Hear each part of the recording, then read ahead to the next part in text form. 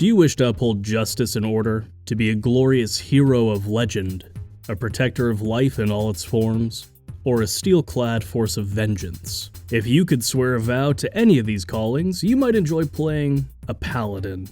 Hello, my name is Josh, and I make videos about D&D for both players and DMs. This is the 5th video in a series where I try to convince you to try out a particular D&D class. I've covered these, now we're on to this.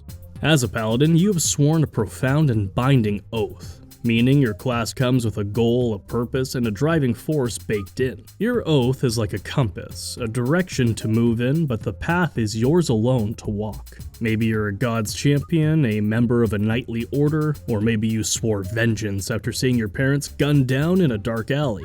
The life of a paladin is intense. They have rules for how they conduct themselves, and they hold the world to a very high standard. Those standards are up to you, of course. Everyone has their own ideas for how the world should be. One thing you should not lose sight of is that your character will be part of a group.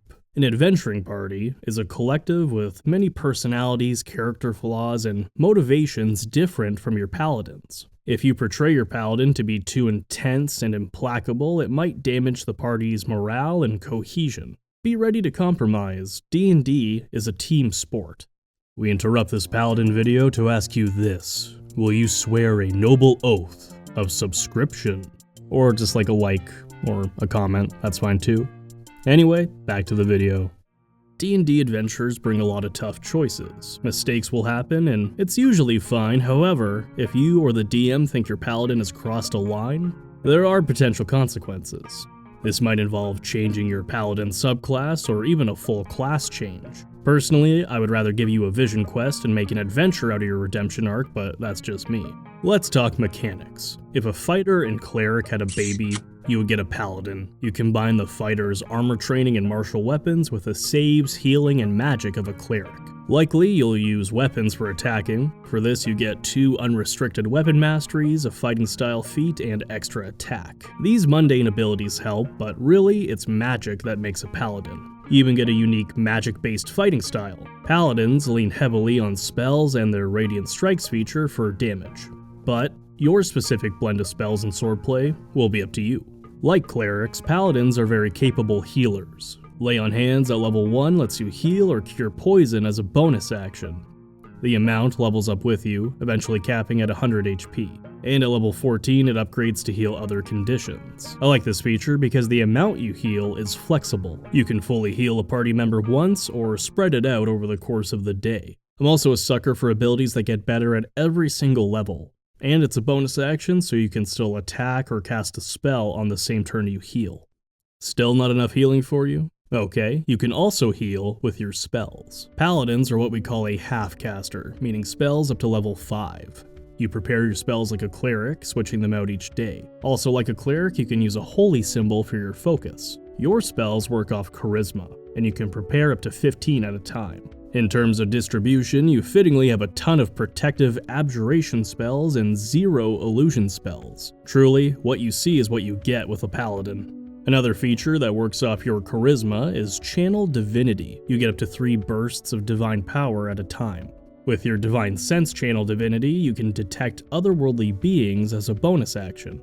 It makes sense for a paladin. Often you need to find the evil in order to snuff it out. At level 9, you gain another use for this resource. As an action, your Abjure Foes feature can frighten and discombobulate a group of enemies. It's a decent control feature that all paladins get.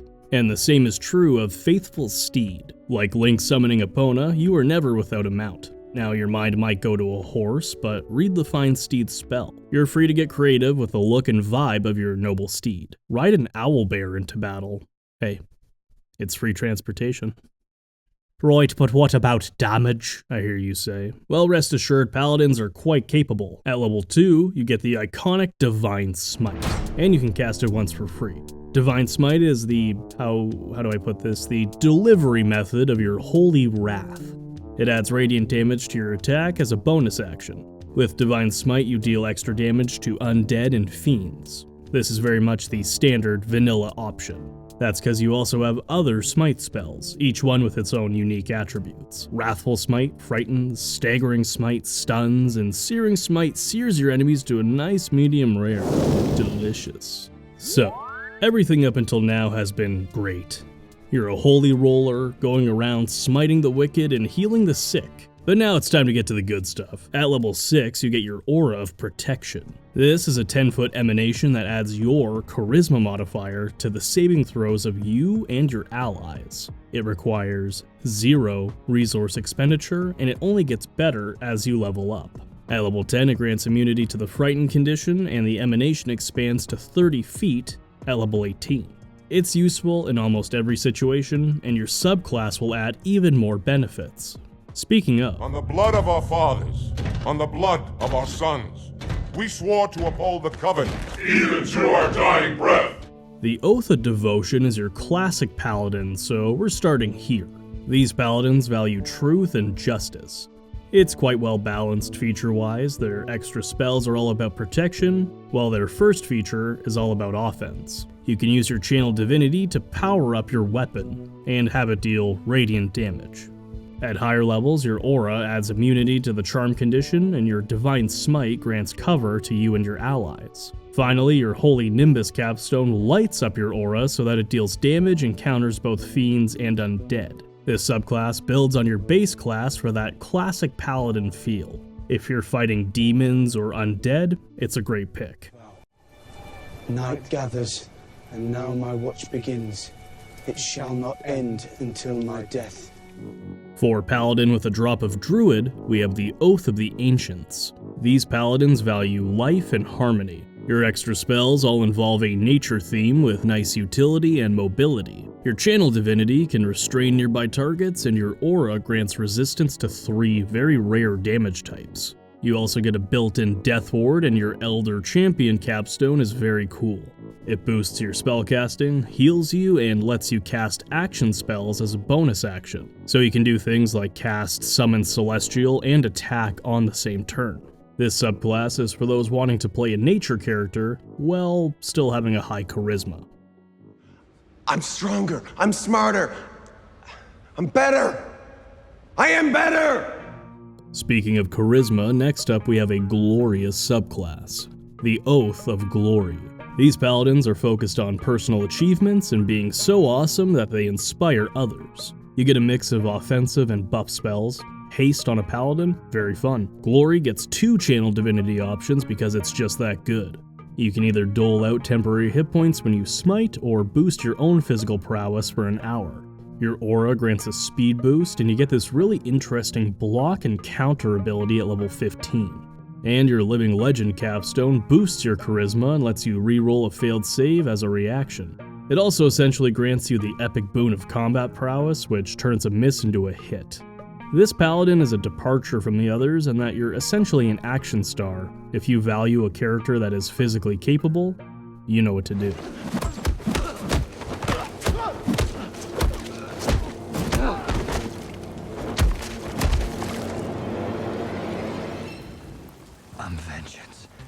The last paladin subclass, and possibly the edgiest, is the Oath of Vengeance. These paladins want revenge and to help those who have been wronged.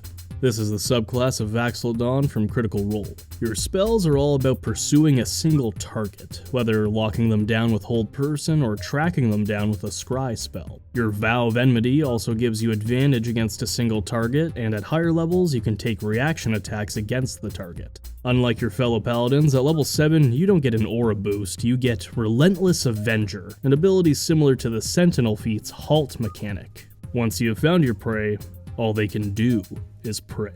And to answer their prayers is an Avenging Angel. Your capstone grants you a flying speed, and your aura can inflict an upgraded Frightened condition every turn. Attacks against frightened creatures have advantage. Each of these 4 subclasses bring a unique, salient, and powerful presence. Their capstones can be used a second time by expending your 5th level spell slot, meaning you can achieve your highest level of power multiple times each day. Evildoers beware, because there's very little a paladin can't do. You're physically and magically powerful, you have access to nearly every feature in the game, like heavy armor, fighting styles, weapon mastery, channel divinity, and spells. Good thing your oath keeps you humble. With great power comes, I'd like to think that if I were a peasant in a D&D hamlet and monsters were attacking, of all the D&D classes, I'd be most happy to see a paladin show up, because that's a person who is just as capable as they are motivated to do the right thing and help those who can't help themselves. This is why paladins are a rising tide that lift all boats. This is why the evil creatures of the world hide in the shadows. This is why paladins stand as a paragon of light and protection. This is why I think you'd have a great time playing a paladin in your next D&D adventure. Have I convinced you to play a paladin? Will you be the shield that guards the realm, a voice for the voiceless, an example and inspiration to all? Or will you just keep playing a rogue or something? Good for you. Have fun, I guess.